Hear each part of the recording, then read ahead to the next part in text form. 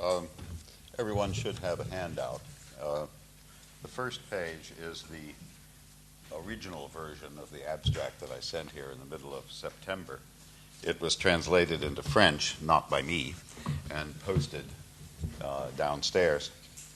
I intend this to be addressed both to some of the experts I see around here, as well as people with less background in the subject. And some of what I say will be new. It hasn't appeared in print. Others of the topics I'll consider have appeared, but they've appeared either in obscure places or else in philosophical texts, which many linguists are unlikely to have looked at. The whole construction is something of an advertisement for the series of 6 lectures that I'll give starting tomorrow, Wednesday, Thursday, Friday of this week and next. You will need a handout. Sorry. You'll need a handout, which they're over there. Yeah. The fundamental theme is the status of appeals to an event position in the sense of Donald Davidson extended, and you will shortly see how far extended. Besides defending the extensions, I want to consider 2 types of issues. One of them is linguistic issues that arise partly as a result of reflection on the semantics of these constructions, and the other is philosophical issues, for which I think certain linguistic material provides very powerful evidence. So you will see, if I am successful, a kind of intertwining of linguistic with philosophical considerations.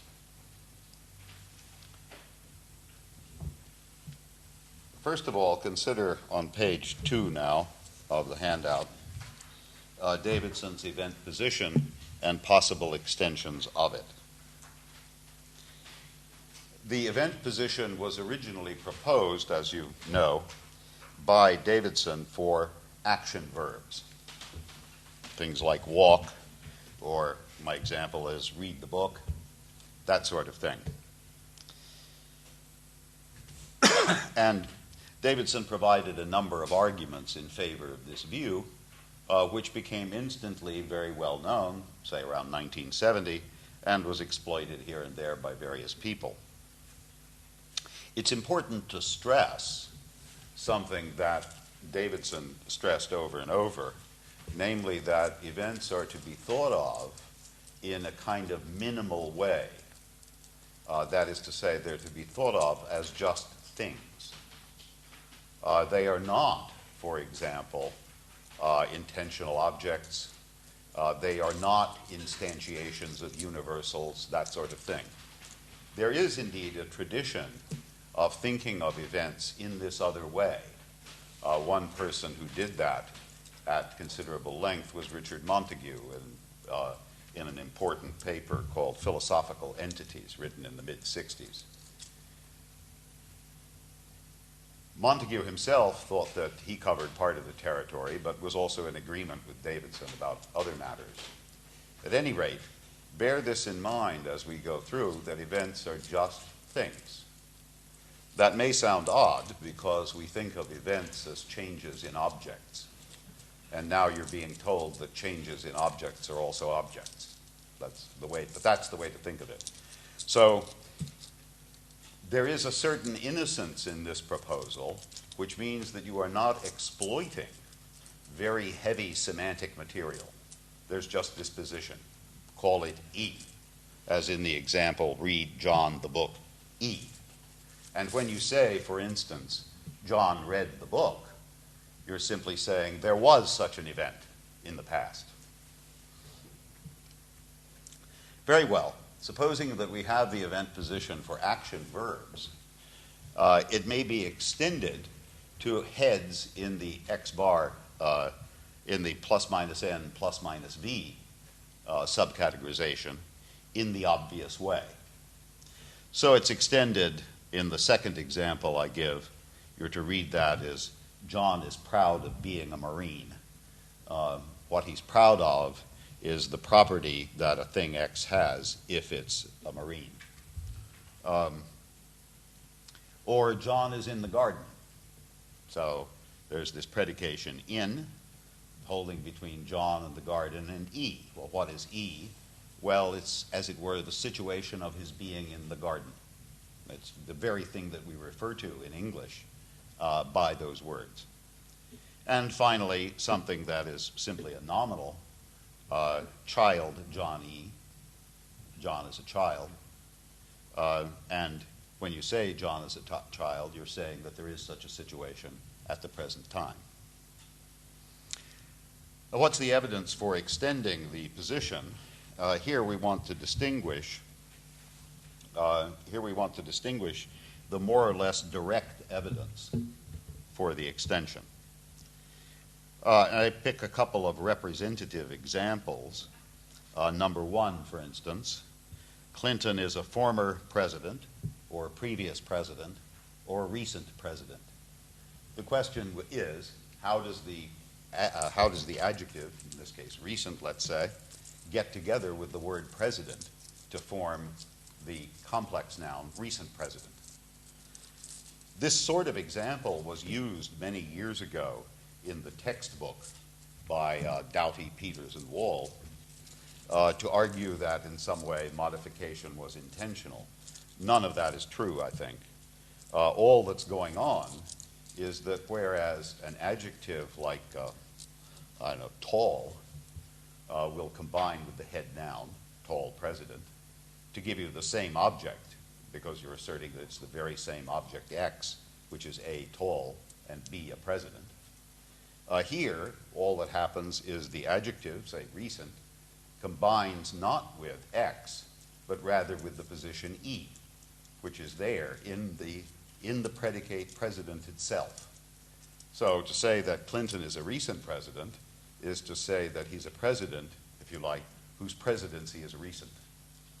Similarly, for words like former or previous, Richard Larson noticed, and I guess that we all noticed, that words like former and recent can't be simple predicates. It's rather odd to say his presidency is former, though it's fine to say his presidency is over, for instance. But we can have over, recent, things like that. So if we assume that if we take this on board, we see that we have a very simple account of temporal, and Larson points out other examples, temporal and other examples of cases where modification is explained very straightforwardly on the assumption that the head noun, in this case president, contains an event position. Similarly, for examples like to, which take the properties of perception verb complements, the notable thing about these complements in English, in case you don't know of them, is that they completely lack any inflectional element. So, for example, the complement is John proud to be a Marine. There is an inflection in the complement of that, in the complement of proud, namely to be. But there's nothing in proud itself. There's nothing there but the bare adjective. And similarly in examples like, I saw Mary cry. There's nothing there but the subject and the verb in its root form. You don't do this in Romance languages. Instead, both Italian and French, for example, use infinitival forms for this purpose.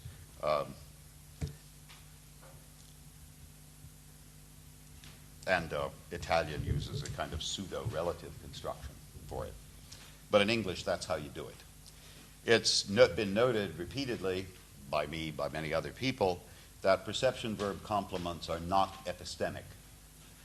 When you say, I saw Mary cry, the meaning is quite different from saying, I saw that Mary cried. If you say, I saw that Mary cried, roughly it means I came to know by using my eyes that Mary cried. But When you say, I saw Mary cry, you don't mean anything epistemic. You mean simply that you saw the event. You may not even have identified the event correctly, as John Barwise pointed out, for instance. So, with all of that in the background, we notice that besides action verbs, as in I saw Mary cry, you can have things like, I've seen John proud to be a Marine. That doesn't just mean I saw him when, as a matter of fact, he was proud to be a Marine. I mean, I saw that pride on his face, so to speak, you know. It's like saying, I've seen Noam Chomsky tired. I don't just mean that I saw him when he happened to be tired. I mean that I saw the tiredness written on him, so to speak. Okay, so these are direct evidence. That's the first part. Here we have also, and I go into this at great length in the paper in the Speaking of Events volume, we have also evidence from nominalizations. Now, it's been known for a very long time, say Jane Grimshaw made something of it in her book from years ago, that nominalizations that end in tion in English pretty regularly have an event reading. They also have other readings, of course, but they have that in particular. So words like operation, examination, invitation, and so on. It's true that the word examination can refer, for example, to the piece of paper that the examination is written on, or to a certain content. But it can also refer to the event, as when you say the examination took 3 hours. That's how long the event lasted. It's also been observed that other suffixes work as well, so those in for, employment, presidency, childhood, all of these can refer to the various situations. Now, given that that's true, how does it happen? I mean, you can't start off with a word, let's say a word like employ, which is just a verb. X employs Y, and drag an event out of there if there was nothing there.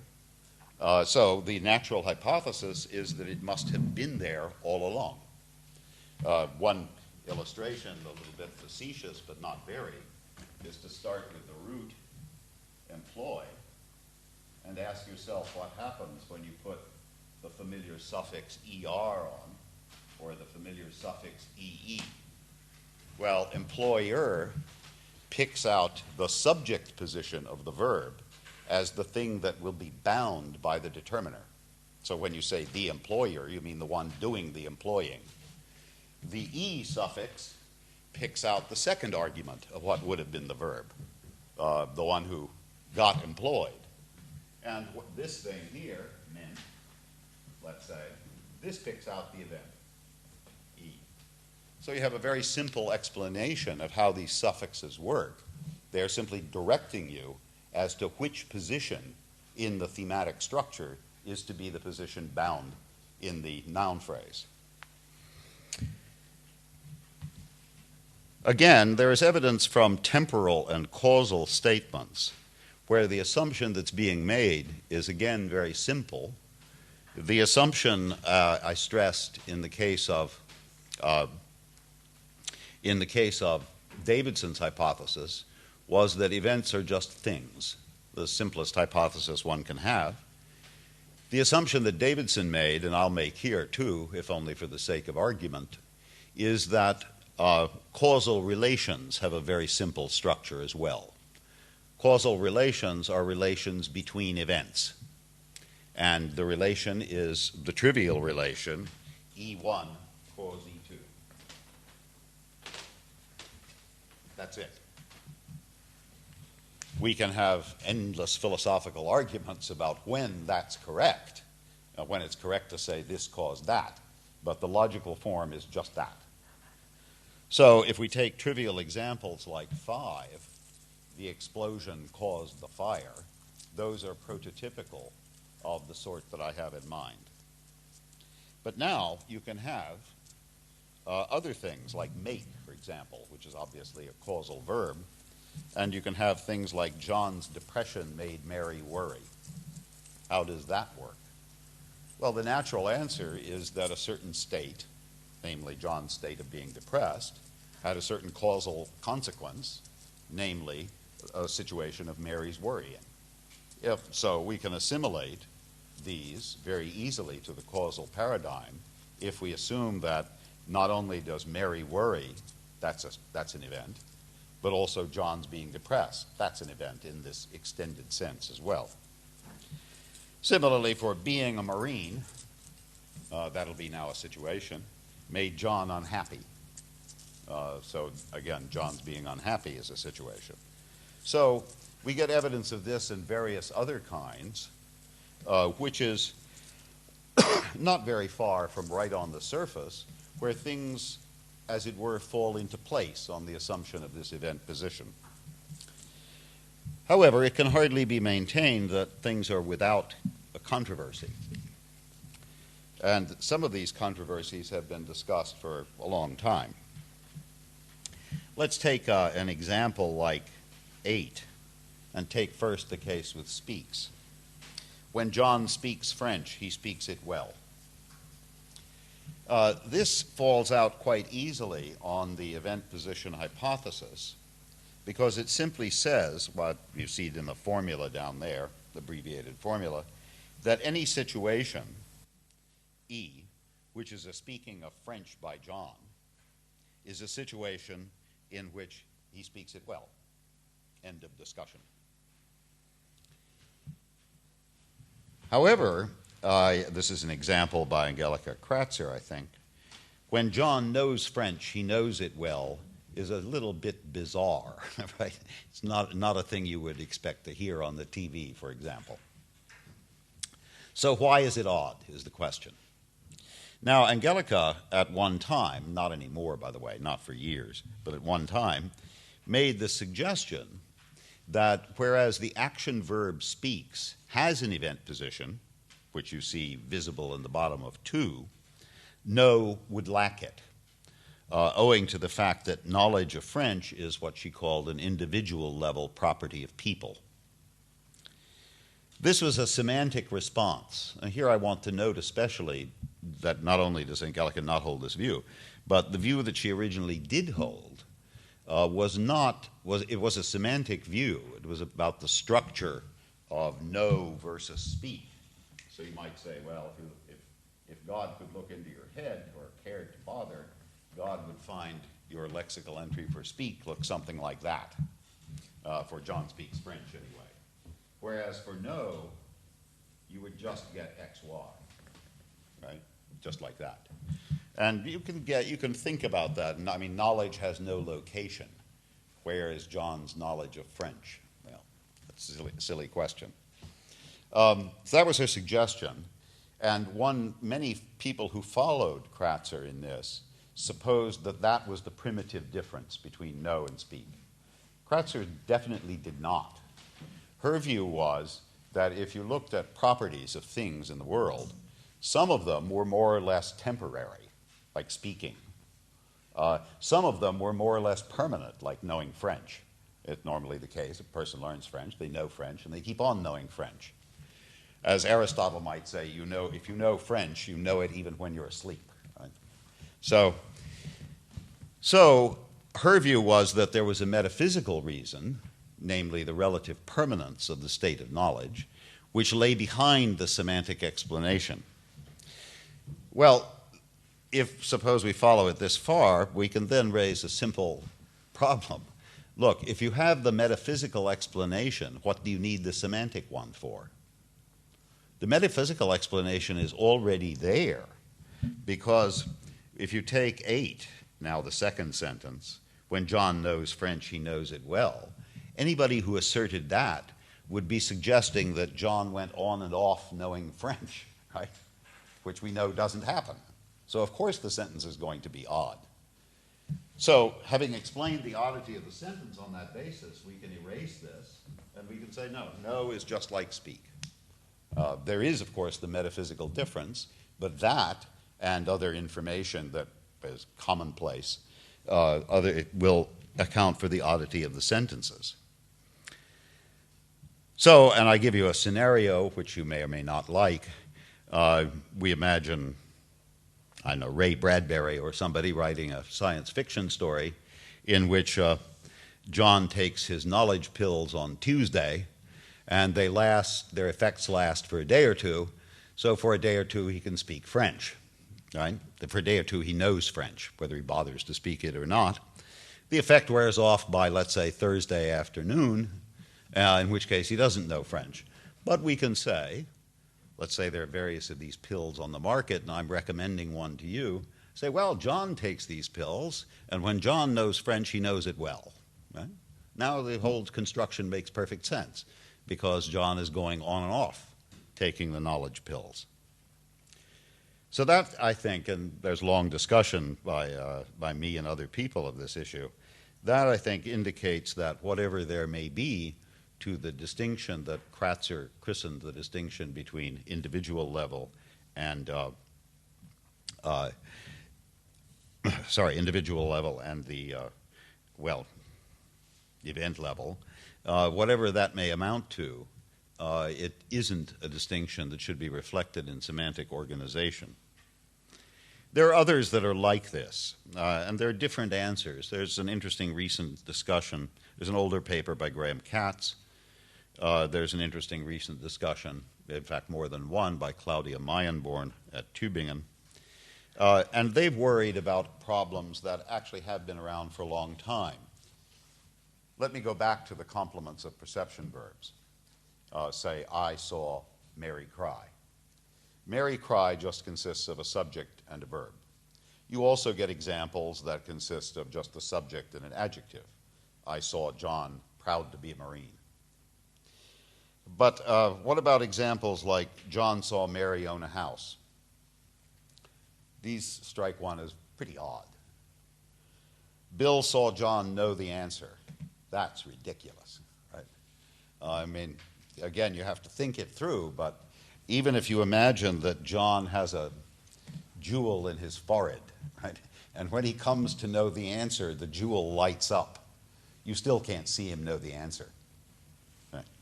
Or finally, third, well, let me get to the third one later. What if John saw Mary own a house? Example 9, actually this was discussed by Steve Neal years ago. John saw Mary own a house becomes fine if you just change the context a little bit. So suppose you're playing a high-stakes poker game in which, the ownership of various things is changing hands rather rapidly. Then you can see Mary own a house, because she might own it for 5 minutes and then lose it on the next hand. 10, it seems to me, reflects nothing but the imperceptibility of the state of knowledge. You can't see people know things. You can't see them believe things. What about 11? This is a nice example by Mayenborn, or my example is not hers, but it's based on hers. It's interesting that you can't use certain kind of modifiers, for instance, of sounds. The same thing happens for visual things and colors, by the way. So you can say we heard the violin or the sound of the violin tremble, but you can't say we heard the violin or the sound of the violin loud. That's completely out. It's quite unclear why that's true, but at any rate, this sort of example is now food for thought. It's not a direction in which you should look to attack the hypothesis of the event position. There is a further syntactic point, and this has been under various kinds of discussion. Take 12. I saw Carol tired without the be. That's fine. And again, it doesn't just mean I saw her when, as a matter of fact, she happened to be tired, but rather I saw the tiredness on her face. You still can't say I saw Carol be tired. That's rather bad. Similarly, for 14, if you look down there, well, I said that John saw Mary own a house was okay in the high-stakes poker game, but John saw Mary have a house is still bad in the same context. So my own view is that be and have, the auxiliary be and have, are bad in the perception context. It's not clear why, but the bet I'm making is that this does not have a semantic explanation, it has a syntactic explanation.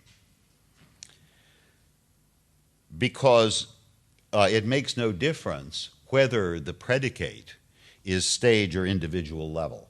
That doesn't matter in the slightest. So, for example, being tired is stage level. It doesn't matter about that. It's just that the auxiliary elements are excluded.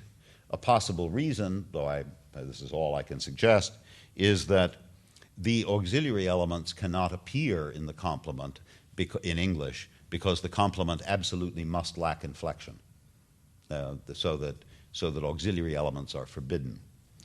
There is something that happens in English here as well. There are the copula, also other verbs like seem, have another interesting property that they can be used as main verbs, and then they connote agency. So one of Chomsky's famous old examples was, does the child be noisy? You don't say that. You say, is the child noisy? But if you say, does the child be noisy, you do have a perfectly definite meaning. It means, does the child act noisily, deliberately, right? And if you say, the boy is being noisy, he's actually doing something. So you can get these cases in English. I'll explain the difference.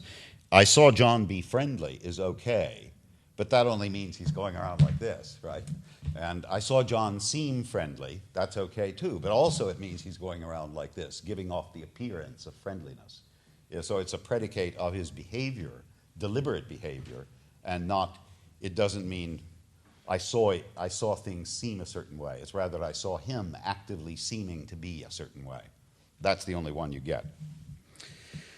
So to recapitulate, I've said that there are issues in the perception verb complements, but they don't, in my view, conflict with the idea that perception verb complements have a strange life. That is, if you look at them, you'd say my example again, I saw Mary cry. This looks like a sentence. It looks like a sentential complement. It isn't. Rather, the meaning is that for some event, C, I, E, and cry, Mary, E. Rather, it means that something, some event that I saw was a crying by Mary. That's what the way it means. So that this thing looks as though it's a real complement, but it's not. It all gets dissolved in terms of this discontinuous bit, one being the quantifier and the other being the root there. But now, now I want to get to things that these are cases where, well, I don't know whether they are cases where you're doing what we call biting the bullet or not, but anyway, they are cases that you're driven to if you adopt this view. Let's consider thematic adverbials now at the bottom of page 3, words like reluctantly. So you have Mary reluctantly left. In the earlier part of this discussion, I said, well, we extend the E position to everything that's plus minus N plus minus V. Reluctantly, however, is neither of these, none of these. It's an adverb. However, it is an adverb that must function in some way that can be predicted from the adjective. It can't possibly be the case that you learn the adjective reluctant on the one hand and the adverb reluctantly on the other. So, how would you do that? Well, there is, cutting all the formalism short, Mary left reluctantly is essentially as in 16 on the top of page 4. And in 16, besides the implication Mary left, you see that the adverb is, from the point of view of the semantics, the main predicate. Right? So Mary reluctantly left, it isn't sort of modifying a leaving or something like that. It's saying that she left, and she was reluctant to do that. Well, but if that's the case, the word reluctant must have an E position, because it's the main predicate of the sentence. But then the word reluctantly must have an E position. It must have the same position. So we get the conclusion that the adverb also has the event position in it. And that's not the only one, as you will see. So let's take another example which makes it difficulty for the view. Take the implication 17. Carol drove quickly, therefore Carol drove. Well, that should be an obvious implication. That is to say, our explanation of why that is true should not invoke special postulates or anything, but should not only explain why it is a correct inference, but also why it is obvious. And Davidson's hypothesis, as you may well know, is that it's like this. In Carol drove quickly, we have drive Carol E, and the adverb quickly, the manner adverbial now, is simply a predicate of E. So that's it for Mary drove quickly. Says there's this driving by Mary, and it was quick. That's to imply that Mary drove, so it's to imply drive Carol E, and of course it does. It's a conjunction. If a conjunction is true, so is its first conjunct. Right? So Davidson's hypothesis, as he stressed, explained not only why the inference was valid, why it was correct, but also why it was obvious. I doubt that there can be anything more obvious than the implication of A by A and B. Okay, so far so good. This, however, has a certain consequence. Suppose we just consider the case where Mary drove exactly once, say on Monday morning, right? And she drove quickly. So there's this thing, this event E of Mary driving, and there's this event E prime of Mary driving quickly. But look, they're the same thing. Mary's driving just was her driving quickly. So if that's the case, there's no distinction between these two things, but that seems to create a problem for causal contexts. So suppose, for example, Mary's in a rush to get to work. She would drive to work anyway, but her anxiety about being late to work had a certain causal consequence. Namely, it made her drive quickly so she could get to work on time. So it would appear then that 18 in this situation is true. Her fear of being late, that's one situation. It made Carol drive quickly. It caused another situation. And we were supposing that causation was a simple relation between events. There's the fear over here, and there's the driving quickly over there.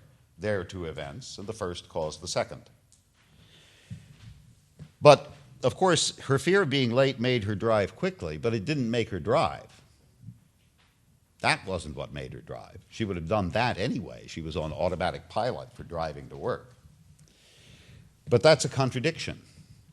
It's a contradiction because, by hypothesis, on this occasion, her driving quickly and her driving are the very same thing.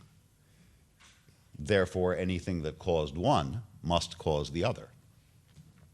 Now, Davidson had an answer to this kind of puzzle, somewhat gnomic answer.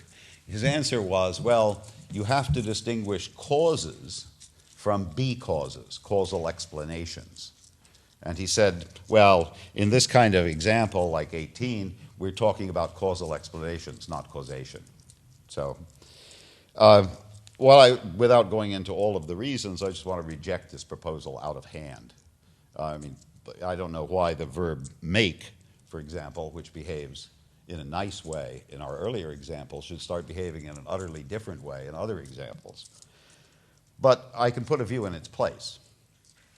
Suppose we say that instead of having this simple structure here, that the word quick, which contains quick is just viewed as a predicate of events. But suppose we said that quick actually has an event position of its own. There's, as it were, the event of that thing's being quick. Right? The event of that very thing's being quick. That would be another event. If that were another event, then Mary drove quickly would be as in 19, with two existential quantifiers, and you'd be asserting that there was a driving and there was its being quick as well. Once you said that, you see that you can explain 18, because the fear of being late made E, but it didn't make E prime. There are two different events. So Mary's driving is not identical with her driving quickly on this view. But of course, this implication goes through as before. Right? You can easily see that tacking this E prime on here won't bother this implication.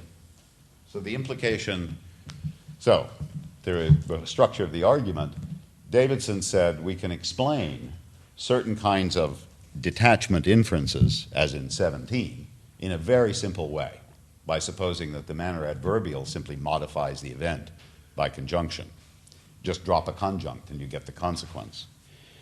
There's a problem with causation, which Davidson attempted to answer in a very strange way, which we're rejecting. And the counterproposal is actually there are two events here, not one. However, it's okay. What Davidson said about the case 17 is still all right. It just takes a little more writing down. Okay, so we've got now an extra event position in ahead, quick. In a certain sense, maybe that wasn't surprising, quick as an ordinary adjective.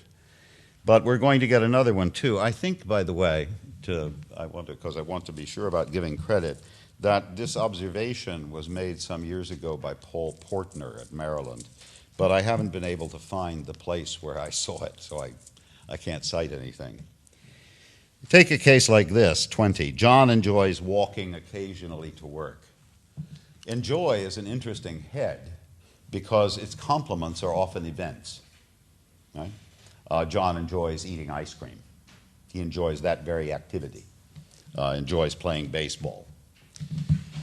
He can enjoy walking to work, but he can also enjoy walking occasionally to work, where what that means is he enjoys its being occasional. Right? It doesn't mean he occasionally enjoys it. He enjoys that very thing, walking occasionally to work. He wouldn't enjoy walking all the time to work, for example, but he does enjoy walking occasionally to work. So, well, how do we handle the root sentence, John occasionally walks to work? That's as in 21, where oc simply is a quantifier. So there's the occasional event of John's walking to work. That's how adverbs of quantification work. But what he enjoys is the occasionality. So what we have to do is to put an event position into occasional, into the quantifier itself. And so to try to decipher what may look like scrambled eggs there on 22, John enjoys occasionally walking to work is there is an E, an event E, which is an enjoying by John. And this is the enjoying of its being occasional, E, that John walks to work, right? This is that particular event. I'm sorry, it says that's a mistake. Instead of occasional E prime E, it should be this. Sorry. It should be the E prime.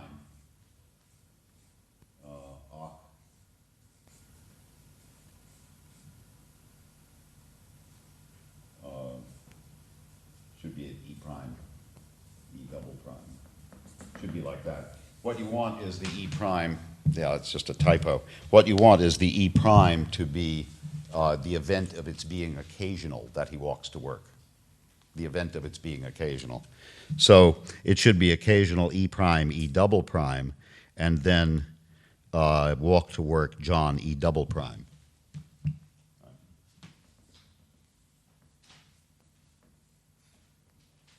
And that's the nominalization. So you need to throw in an extra event position into occasional. And then I conclude by asking you if you've swallowed enough already. You didn't think that adverbs of quantification had extra event positions in them. But it seems to me that once you go down this road, you're led to this conclusion. One way of thinking about it, I suppose, is to say, don't ask yourself where these event positions come from. Just suppose they're there and take the consequences. And when you do that, what you discover, I think, is that there are interesting problems of whose nature you may not have suspected before you did this.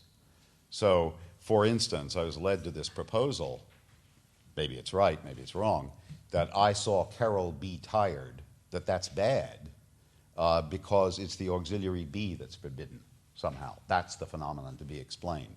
But you wouldn't know what phenomenon it was unless you had gone through the whole deduction on the assumption of the event position. Okay. So another part I'd like to discuss, there are really only two here, is an issue which I call of language design. So now this is a case where the semantic or metaphysical hypothesis is going to be recruited in the interest of explaining a difference between languages. And this material I have written up and it's been published, but it appeared in a relatively obscure source, namely the proceedings of the Glow in Asia II meeting. There is more recent work by other people. The problem begins with a discussion that was actually in Davidson's original essay. It's the example 23 plus the in 10 minutes bit. I flew my spaceship to the morning star in 10 minutes. Davidson was very proud of having demonstrated on a par with the demonstration that if Carol drove quickly, she drove of a few minutes before. Davidson was proud of the demonstration that if I flew my spaceship to the morning star, it follows that I flew my spaceship. And the explanation was, of course, exactly the same. And you see it on the top of page 5 in Formula 24. So there's to be an event E, which is my flying my spaceship. It's to be to the morning star. That's telling you a little more about it. And it's to have been in 10 minutes. If you drop the to the morning star bit, then you get I flew my spaceship. That's fine, as before. Well, okay, let's do that, but I'll do it from 24. The sentence we get is I flew my spaceship in 10 minutes. Well, that has a meaning, all right, but has the wrong meaning in English. All it means is it took me 10 minutes to get my spaceship going. That's all it means. It doesn't mean I flew my spaceship to some unspecified destination in 10 minutes, right? So what is going on?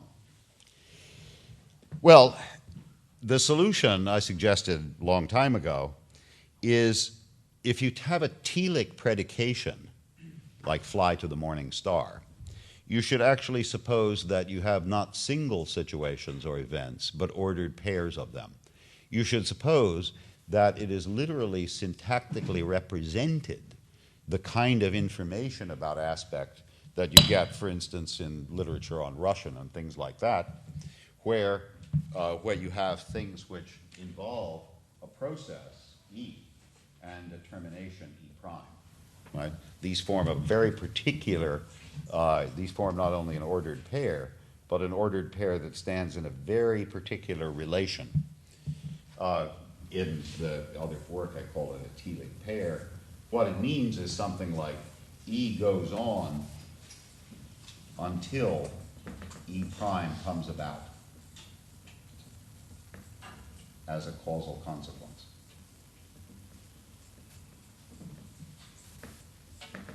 That's a very tight relation between events. So you can have cases where, you can have cases of long causal chains where I do something which has effects way down the road. But that's not what happens here. What happens here is that something goes on and then something is reached. So you actually have to syntactically represent these pairs. That's the important point.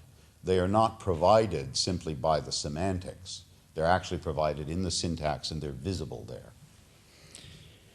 All right, that was the hypothesis anyway, and I'll say much more about that in the course. I then considered, and this goes back to my Oxford inaugural lecture, things in English like I walked to the store. It had always interested me, and earlier at MIT too, where I had some good informants, why on earth should 27 be completely impossible? And why should it be the case that in French what you say is 28? Similar facts hold for Italian. Well, the answer that I gave, and in fact this kind of answer has been proposed by other people, Jackendorf, for example, is that when you say in English, I walked to the store, the main predicate of that sentence is the preposition to. Walk, although it looks like the main predicate, is really functioning just like an adverb.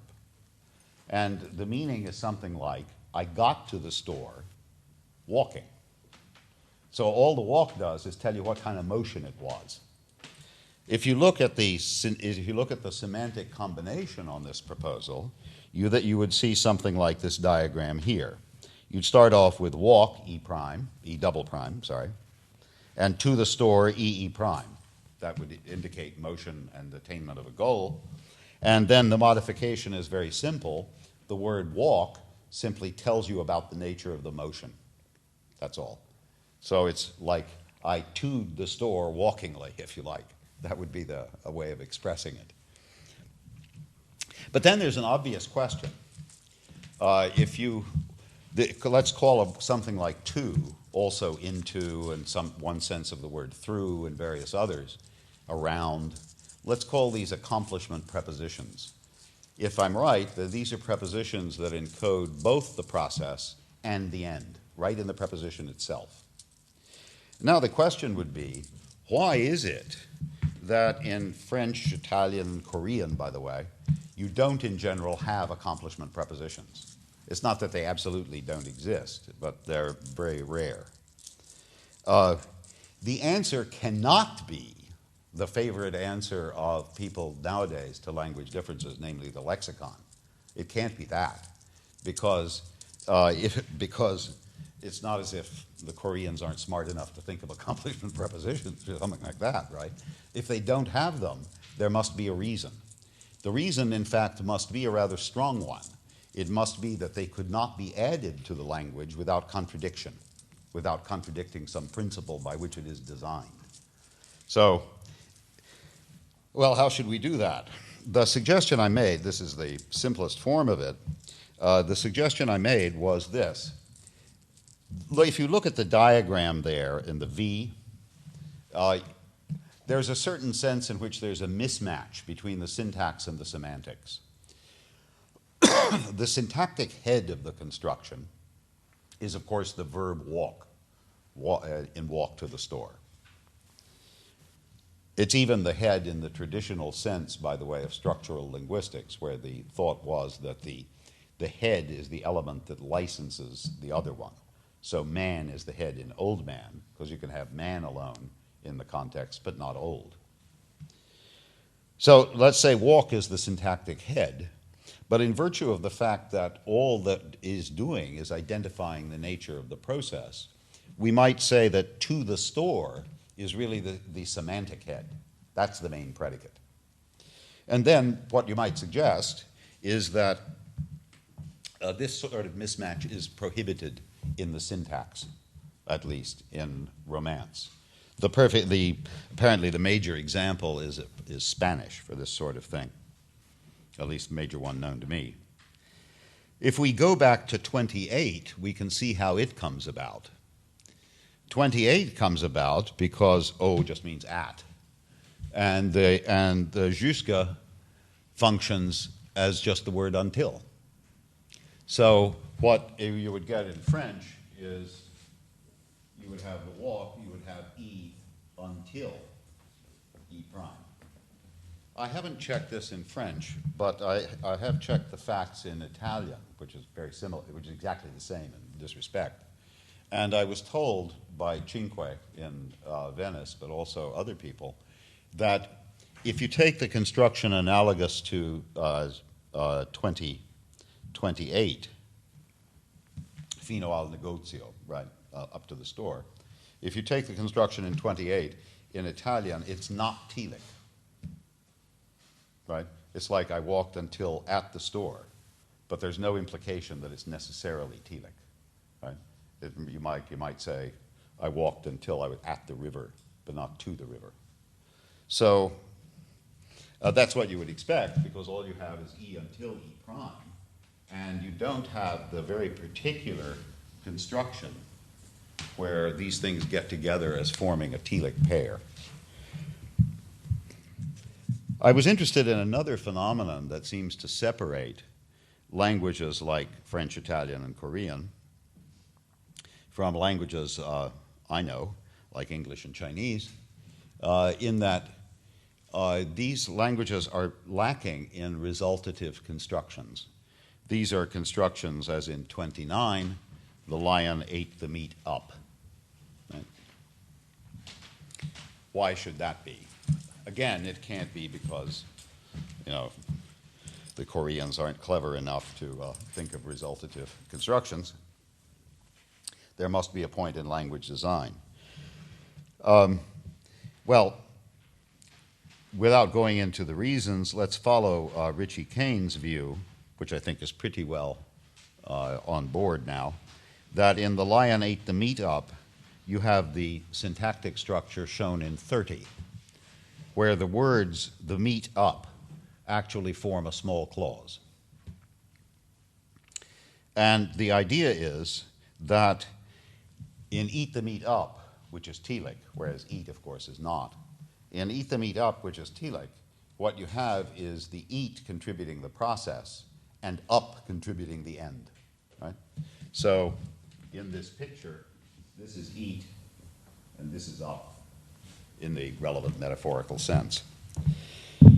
So here's the suggestion then. If English forms these telic pairs, it does it in the syntax, in the real syntax, because when you had eat the meat up, you'd have to have this kind of construction, and here's up and here's eat. Here's one event, and here's the other one, and they only can form the ordered pair, having these particular properties, up at a higher level. Whereas in the case of other languages, they can't do it in the syntax. This is a forbidden operation. That would be the overall hypothesis. Rather, you do it in the morphology or the morphosyntax, if at all. You do it there. Now, none of this stuff is perfect. I mean, there's not, okay, even Spanish is not perfect in this regard. What we are talking about when we look at historically given languages, such as we actually speak, is some sort of mess where things, of course, have not realized pure cases of universal grammar.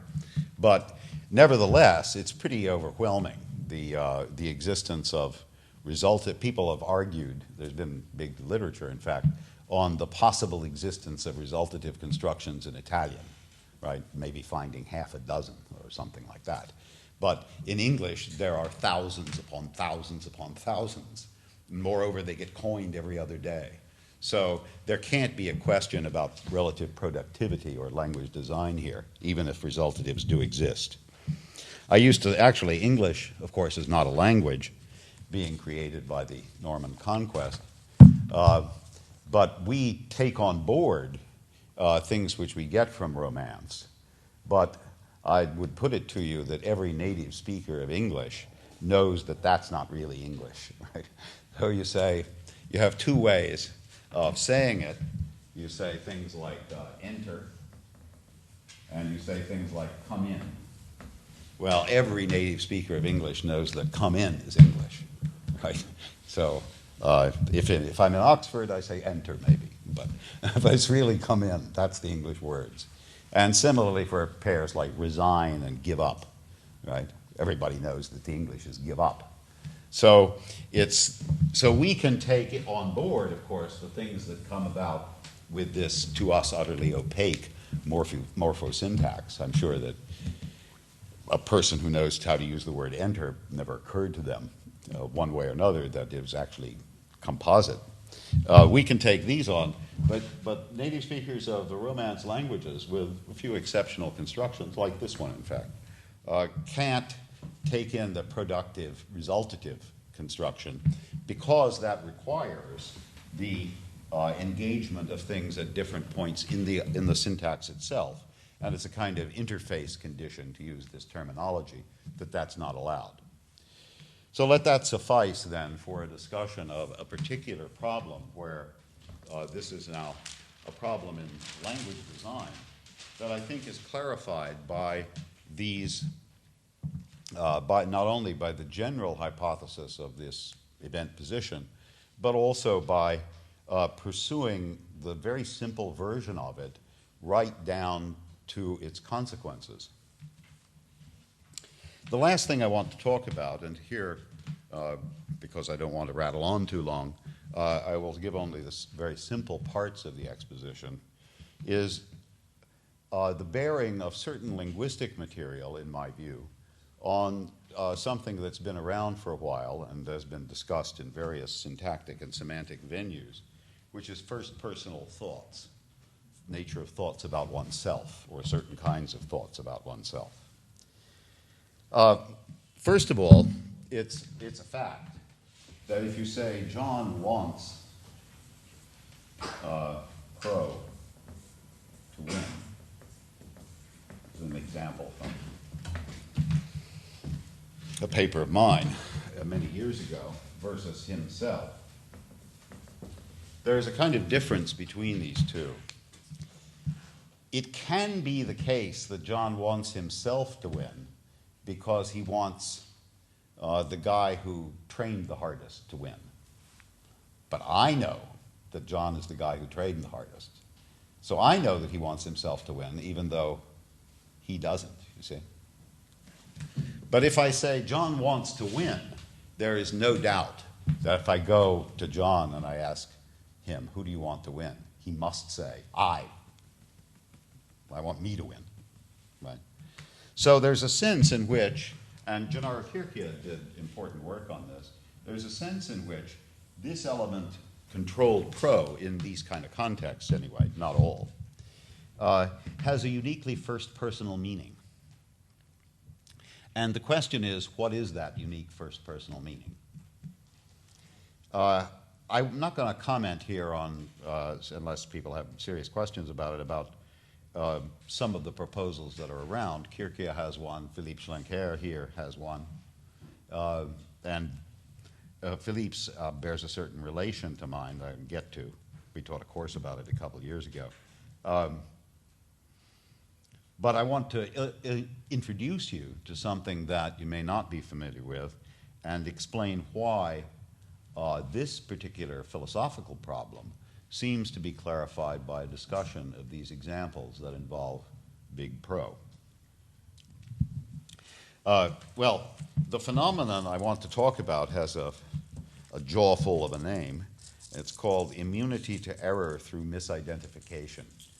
And the term was coined, as I say here, by Sidney Shoemaker. But Shoemaker himself was following certain remarks of Wittgenstein's in the philosophical investigations.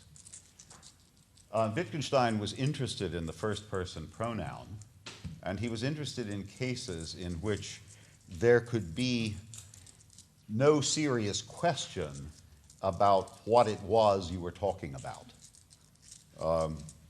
So Wittgenstein's example, the background to 32, we're riding along in a carriage.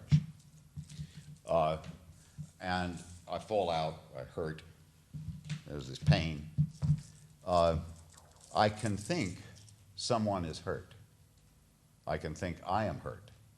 But I can't think this. Someone is hurt, but is it me? That's nonsense, he would say. I could say, someone is hurt, I hear a cry. But is it John or is it somebody else? But I can't think, someone is hurt, but is it me? Similarly, suppose we hear a sound right now, and I think to myself, I hear trumpets. Now, in thinking I hear trumpets, as in every empirical utterance, I'm liable to mistakes. It may not be trumpets. Perhaps it's cleverly designed trombones or something. Right? Perhaps I'm even hallucinating.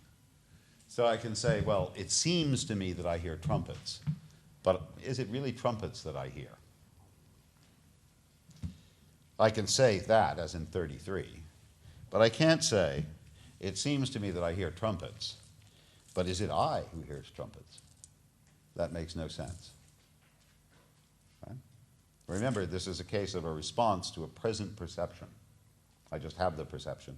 I can't wonder whether it's, I can wonder whether I hear trumpets, but I can't wonder whether the only mistake I made was in misidentifying who it was that heard trumpets. I can't do that. But, of course, all right, so that's the immunity to error through misidentification. Something of the same sort happens, now these are root sentences, these are not embedded, but the same sort of thing happens in the case of remembering. Now here, I have to explain a little bit about remembering. So take the word remember. In English, the word remember has two different kinds of interpretation. I assume that it does in French and other languages too. It's or to say like the word nervous. There are two different kinds of interpretation.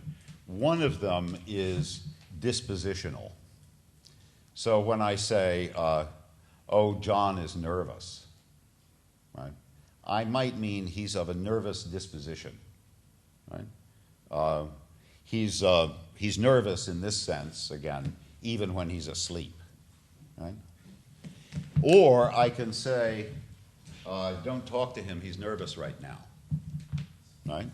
Meaning that he's acting nervously. Right? That there's that kind of ambiguity. But if I take remember, that has the ambiguity too. So the ambiguity is between the disposition and actively remembering.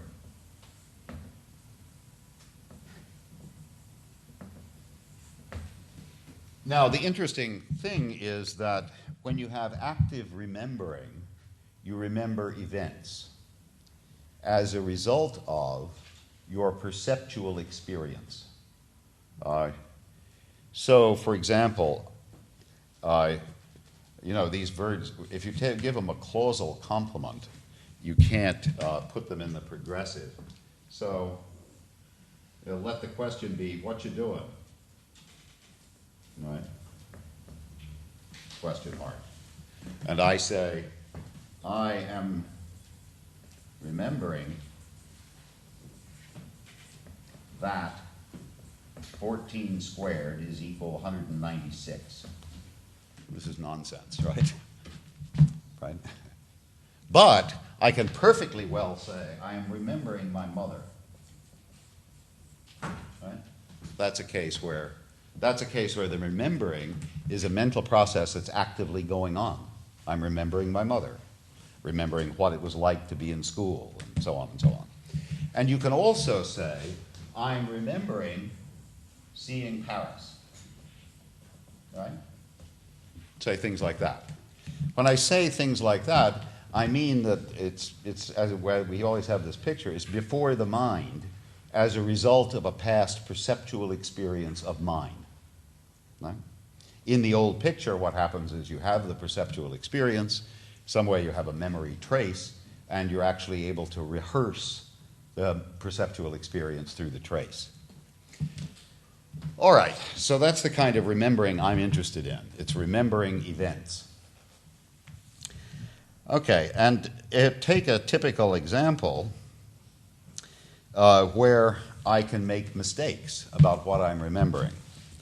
So I tell you, again, you ask me, what are you doing? I say, oh, I'm remembering walking in Milan. That's what I say.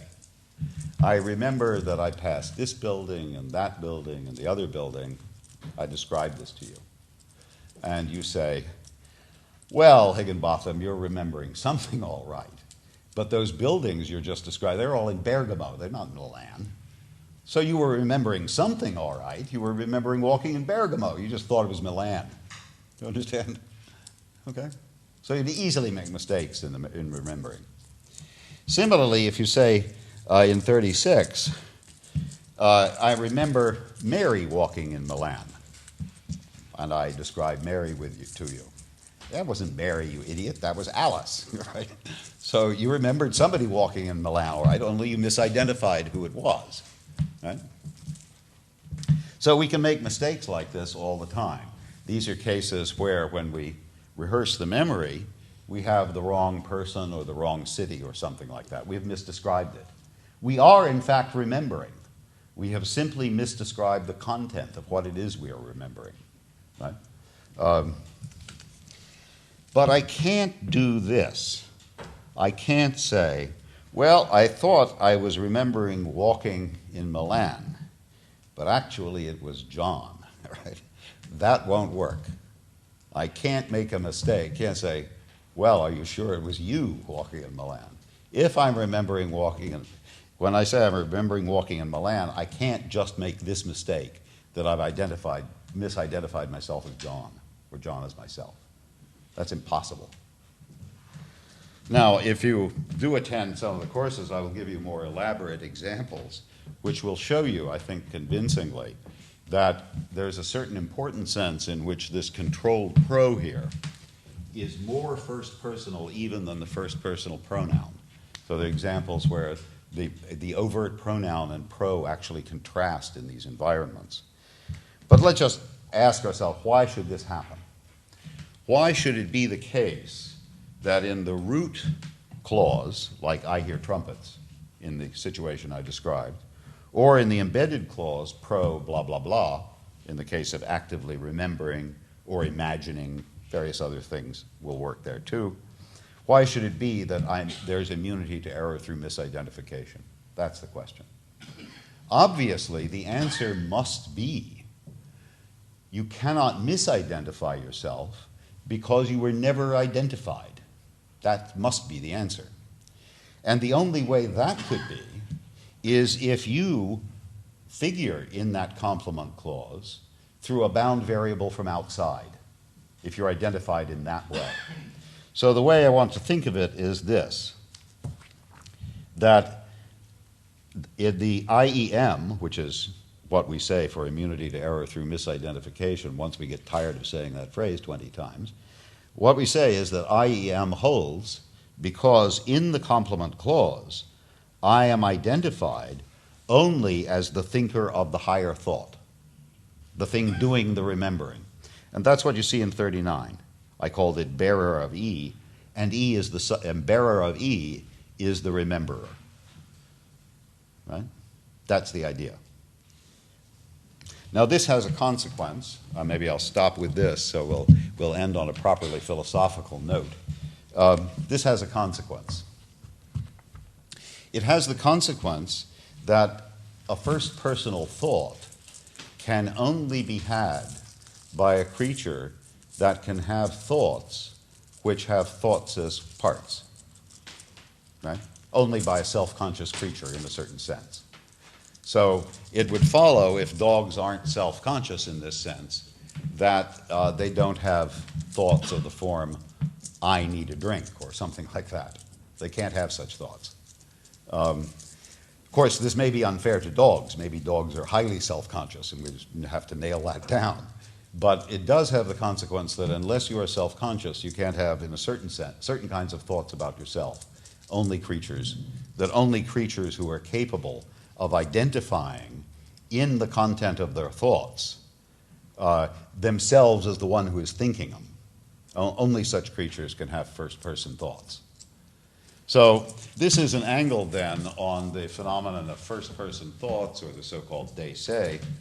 There are other things, as I said, in the literature. There is a kind of way of doing this in Philippe Schlenker's system. There's a way of capturing at least part of it, but from a different point of view. This point of view doesn't require any work with, any significant amount of work with intentional logic, and nor does it require, if you've read Philippe's paper, nor does it require appeal to the existence of monsters in his sense following David Kaplan. It also seems to me an improvement on Kierkegaard's exposition, but I won't go into the reasons for that now. At any rate, it's an introduction to this problem, which one has to think about some length before you get a handle on. So I've given you some stuff about events and some recent considerations that lead you further down that road, and I've tried to apply some of these speculations both to questions of sources of certain linguistic differences and to the explanation of certain phenomena which are brought to very clear light by a detailed semantic investigation, in this case of English, because it's the only language I can think about, but I hope of other languages as well. So I'm happy to pause for questions now and take whatever you have. Thanks.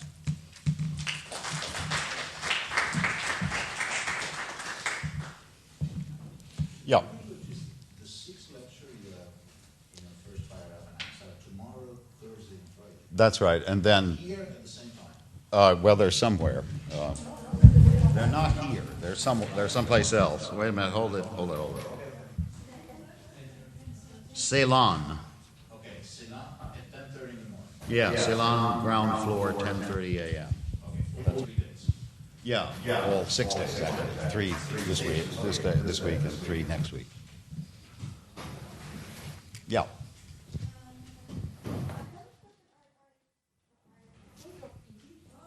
Perfectly right that the resultatives in English are a syntactic phenomenon that so that what we want to parameterize is syntax rather than the lexicon.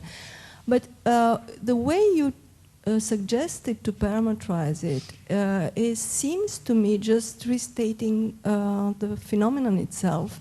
That is, resultative constructions may be thought of as being syntactic telicity, as illustrating something that may be called syntactic telicity. So my question is there a difference? What is syntactic telicity? So this would be the first question. Is it really different from just resultative constructions?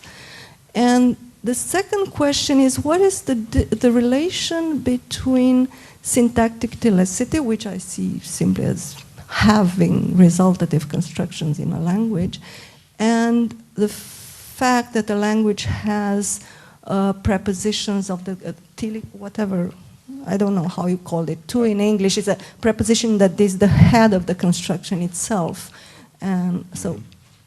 Yeah, well, first of all, I mean, it's important to realize that the account is not an account in terms of syntax. It's not. It's rather an account in terms of what you can do in the semantics. See, if we go back to this, I mean, look, at a certain extent, of course, I'm very happy to agree with you. Everybody agrees that eat up is some kind of complex verb, right? I'm telling you what kind of complex verb it is. But the important thing to realize is this. When two things get together in a linguistic structure, how may they get together? That's the sort of fundamental question. One way they can get together is by one being the argument of another. But there are lots of other ways, right? Now, when we have, for example, meet up or whatever it was, we have the E prime here. This is meet up. What is the nature of the projection from here to here, right? The answer that I'm proposing is the following, that you have as a possibility in the combinatorics of taking these and forming a telic pair from them. That's instructions from the syntax to the semantics, right? So if you have this combinatorial principle in the instructions from the syntax to the semantics, then you will have resultatives. If you don't have it, then you won't.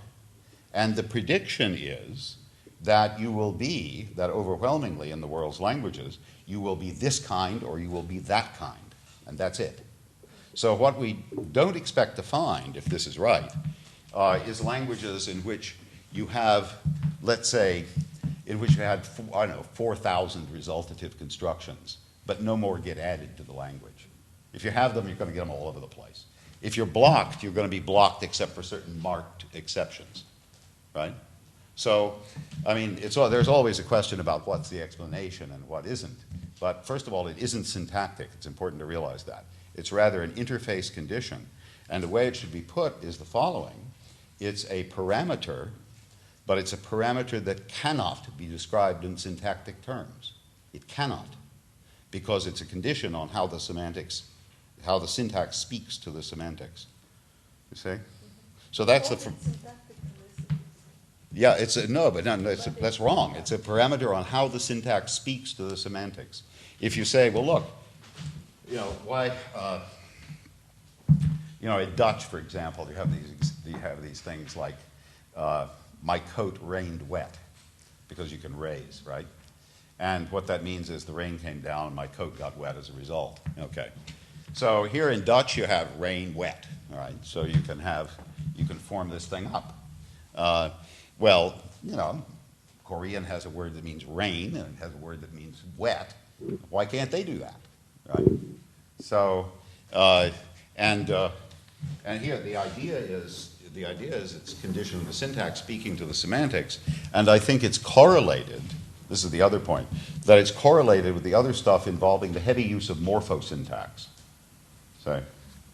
So the idea, I meant it to be taken seriously when you had enter versus come in, that the way in which you formed these things up was right inside the word, right? So you can do it, but you can't do it in the same place. So anyway, that was the theme of the explanation. Yeah. You alluded to the fact that stuff like Italian Johnny A. Corso a casa is not productive. But Yeah. it's sort of interesting. No, it is interesting. No, That in is- standard that- Italian. And it's interesting that Italian should do that. Yeah. Not being, as you rightly say, the kind of Yeah. language with. No, it's true. The contrast, it's known that in the contrast between avere and essere, at least in so-called standard Italian, that is to say Tuscan, is that correlates exactly with felicity, and you can get these kind of cases. I have no interesting account to give for that difference, but I should add also that in portraying, as it were, the ideal types, the ideal types are a little too ideal to be real. I mentioned her work in here. Raffaella Folli, my DPhil student at Oxford a few years ago, examined Italian more closely with examples that fit the kind of paradigm and examples that apparently contradict it. So if you take the famous case that's always discussed in French, the boat floated under the bridge, right? But you can't get flotter sous le pont, right? It only means the boat's going around the thing. Okay, and the same thing holds in Italian, that's fine. However, in Italian, like English, you can roll the ball under the carpet, right? And that can mean motion by the ball that winds up under the carpet. But she wants to give an answer to that in terms of the distinct meaning of rotolare in Italian versus roll in English. So she wants to relate it to the fact that rotolare in Italian involves translation, like rolling a wheel. And so in Italian you can't say I rolled the dice, for example. That metaphor doesn't exist. So I'm sure there's going to be a lot more. Of course, the original inspiration for a lot of this was the important work of Talmy many years ago. Talmy's example, the one that he chose, was Spanish, which apparently approaches a more nearly the ideal type than Italian, probably than French too. So I don't expect languages to be of the pure type. I don't expect that to happen. But I do expect, to repeat what I said earlier, I do expect that languages will overwhelmingly use this stuff, or they overwhelmingly won't. In the case of the accomplishment preposition, it's not that Italian couldn't have it, it's that if you introduced it, it would die, right? Because it can't, again, it's not syntactic. If you introduced it, it would die because it can't function in the combinatorics. That's the thesis. Stavros and Horrocks made a suggestion last week about this, having to do with the English would be imperfective, basically, whereas these romance would be perfective, basically. I mean, English only has roots, romance has no roots. So. Well, I don't know what perfective and imperfective mean in this context. English, it just doesn't have any aspectual affixes, right? It's just a plain root, so you can add something to it and give it an effectual affix. Whereas in Romance, you have a lot of tense and you have a lot of morphology already, so your root maybe is not available when it's in the V to merge with the P. So there may be something in that. And maybe, I mean, this is fairly close, I think. Maybe it's even an offshoot of what Giorgi and Pianesi suggested. I mean, they suggested that fundamental difference, in this case, between Germanic and Romance. In Romance, a thing already comes as a verb. You know damn well it's got to be a verb. It's, rotolare, right? So that makes it a verb. Whereas in English, things don't come with the mark on them. And they wanted to deduce a number of important distinctions from this sort of phenomenon. It sounds like it's in the same ballpark as that sort of hypothesis. And that would be okay with me. But again, notice that it's not just a matter of syntax. So the hypothesis is, it's not that the thing is ill-formed in the technical sense. It's that it does not compute that way. It can't compute that way. See? So if you ask, what's wrong with marché au magasin, you're asking the semantics to do something it can't do, right? That's the idea. You're asking the semantics to do something it can't do. It's not something the words can't do, it's something that it can't do. Right? So that's why I say it's an interface condition. But if you would tell it morpheme on it, whatever, past, telling if it's participle, then it would be bad if you already have a morpheme on it. On what? Where il a marché, marché is past with Yeah. Yeah, or let's take a simple pass or something. Yeah. Sorry. Yes. I was wondering about whether the Desai phenomenon actually shows anything about the presence of events in language. The reason why I thought of some examples that might be relevant, of the kind, I came home drunk, but was it me? On the reading where I'm questioning who it is that came home drunk, given that the standard analysis of depictive secondary predication also involves control. So you say, I came home drunk. No, all right, good. So you say, it seems to me that I came home drunk, but was it me? That's the first question you're asking, right? And the second question you're asking is about the link between pro and this phenomenon we're talking about, right? Let me take the second one first. I was careful to say, even in the handout, that it's not in every context that's like this, right? So if you say, take a trivial example, if I say I told John to leave, right? The controller is John. Nothing they say going on there, right? So what we're looking at is these particular contexts in which pro contrasts with the self. Contexts like want, let's say. So I certainly don't mean to suggest that it's just big pro. It's just that when you get these cases showing up, and these are cases that were mirrored in the earlier studies by studies of the emphatic reflexive. John wants him himself to win, right? Which we didn't discuss. Now, the other issue is this.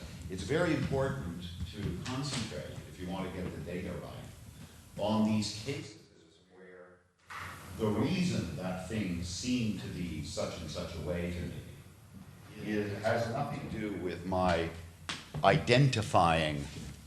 The easiest way would be it's a response to a present intuition.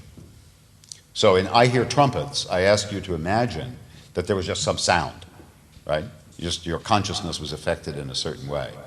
Similarly, in the case of remembering, I ask you to imagine cases of active remembering, as in, what are you doing, Higginbotham? Oh, I'm remembering walking to school, something like that. That's what I'm actually doing. Or if you take cases like I am standing, I can assert I am standing on the basis of all sorts of evidence. Maybe I have no idea of the position of my body, but there's a screen over there that says Higginbotham is standing. And I believe what the screen tells me, so I say, oh, I must be standing. So, okay. And in that, or perhaps I think, well, it says the subject, the patient is standing. I see that, okay. I think I'm the patient, but I'm not. So I think I'm standing. But here I've misidentified myself, right? There are all kinds of cases like that. So there are cases in which I use the first person, I assert things about myself, but in which I'm subject to misidentification. But it's the response that I make to a present intuition that has a different property. So right now, for instance, I think I'm standing. If you ask me, well, why, Higginbotham, do you think you're standing? I say, well, it just feels like that, right? It just feels like that. It's my kinesthetic sense. Right? Similarly for I hear trumpets. So here I can wonder about whether I'm standing in some sort of Cartesian fantasy, say, but I can't want to say, well, somebody's standing, seems to me, but is it really me? I mean, no, that's not the thing. So now your example, to go back to your example, seems to me that I came home drunk, but was it really me, and so on. The important thing is that the intuition, is what the evidence is that that's based on, right? Is there an intuition, and if so, what is its nature, right? And there are often, by the way, different ways of remembering the same event. So I will give you this example, which will illustrate the kind of distinction I have in mind. This is the one I use in the paper. Suppose that you and I we agree that we're going to call on John. John is not working very hard on his dissertation, right? We're going to call on him and we're going to convey to him gently that he should get his dissertation finished by the end of the year, right? So we go there, we talk to John, we try to be nice to him, not really hitting hard, and at the end of it, we go away together. And I find myself wondering, I say, well, did we actually say to him explicitly that he should finish his thesis by the end of the year? And I say, yes. I remember somebody saying that. Got it. Because, and I say, and I ask you, I say, did we actually tell him? I seem to remember somebody saying that. And he said, oh, well, you yourself told him. So you tell me that, right? So now think about it. I remember somebody saying it because I remember the words in the air. Well, it turns out that it was I who said it. So in fact, what I remember is my saying it. Right? But I don't remember saying it. See that? I don't remember saying it. Because I remember my saying it in the sense that I remember the words in the air. But I don't remember saying it because I don't remember the action. Do you see the kind of distinction I have in mind? Right, but the point I was trying to make Yeah. is that we need some sort of a mechanism to account for things like Mary came home drunk, but was it Mary, right? Meaning the interpretation of Pro in depicting. Oh, no, well, but again, there are two. And once Yes, you have this mechanism, it will be bound to apply in they say context as well. Where once you these- have what mechanism? Well, there is some sort of a mechanism that identifies the subject of a small clause Yeah, I see. I have it. with its controller. All right. Once we have this mechanism, we don't have it now. But suppose at some point we develop it. Oh, we have too What many stops us from using it in No, we have your too, context? we have too many mechanisms. That's right. So let's take a case like I told John Pro to leave. Okay. So what's the your question is what's the mechanism of the anaphora? Right? I'll give you No. three. Right? No. That's not well. Then what's the Well, question? I don't agree with the fact that we have a mechanism for explaining anaphora in this particular case. What's the problem? Suppose we just said that Pro inherits the value of John. Well, I don't think this mechanism will work for all cases of Pro. That's why I say we Which don't have cases one. won't it work for? Well, say one of the problems of this example is that it's also a context where the antecedent of Pro is part of the discourse, like it's the hearer of told. That's why I picked secondary predication, because they're No, look, verbs of I'm told. saying that I told John to leave is that the proposition is for John is equal X, told I X, and now here's the proposition. What's wrong with that? All right. What's wrong with that? I'm not sufficiently familiar with the mechanism to be able to say No, I mean, I'm whether this saying works or I'm not. saying that this becomes a variable bound to John. All right. All right? Now, the point about the décès that's supposed to be interesting is that when I have something like I want, or say John wants Pro to win, right? The point about these examples is that if you try for John equal X, X want X to win, the general judgment in this area is that's not strong enough. Because all it says is that John has a want with respect to himself. That would be true if John wanted the person who trained hardest to win, but didn't realize he was that person, right? So it's because this is fine here, presumably, but the thesis behind which the décès operates is that it isn't always fine, right? That this interpretation is too weak to reveal what's going on. That's the assumption, yeah. Right. But Yes. in my secondary predication examples, Yes. it would not seem to be, it would seem to be the case that you also do not get the interpretation of accidental coreference. No, because it's an anaphor. This is not accidental co-reference either, right? Okay. This is on the assumption Okay, that I'm taking way too much of your time. I'm sorry. this is on the assumption that in Mary Came Home Drunk or something, that you really get the drunk, that there is a pro there, which of course can be questioned. But if there is a pro there, then the obvious thing to say is, well, it just picks up the reference of its antecedent, end of discussion, right? The whole point about the décès or the first person stuff is that that's not supposed to be enough. No.